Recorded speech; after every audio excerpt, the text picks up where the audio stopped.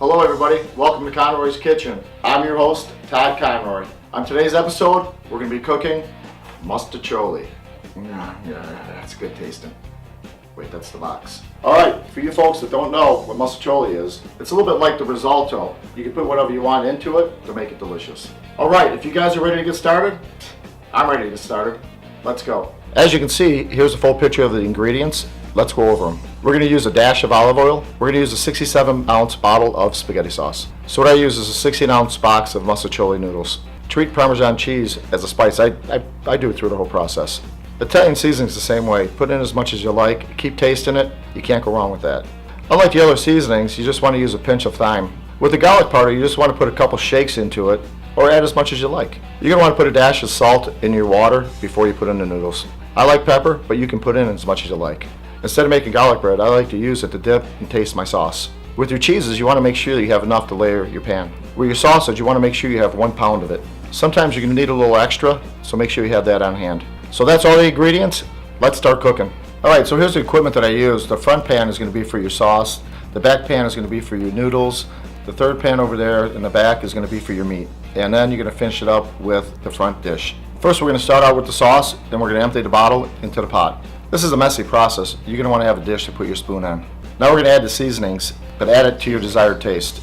So on a stove, you want to make sure it's about medium heat and let it simmer nicely for 45 minutes. So while that's going on, let's start cooking the meat.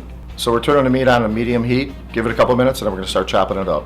Since we had a big pan, I had to add a little extra meat. Of course, when you're working with raw meat, make sure you keep your hands clean. So every time I cook meat, ginger shows up out of nowhere. While you're cooking your meat, don't forget to stir your sauce. At this point, let's get the noodles started and let's start boiling that water. So we got the water boiling, let's go check on that sauce. That's what I'm talking about.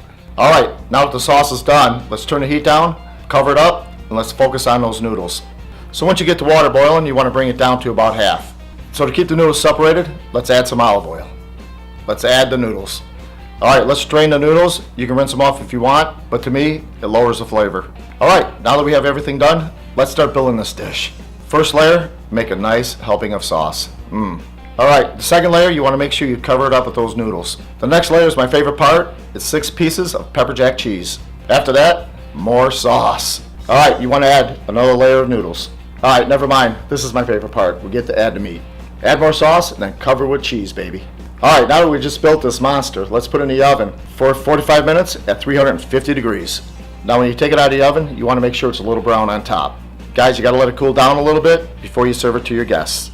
Now that the Mostaccioli is done, let's go to the taste test and see what they think.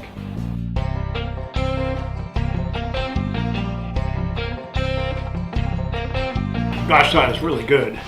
I'm glad it's going up on YouTube so I can learn how to do it myself. What's up? I'm Zay. I'm a chef, culinary student at the Art Institute.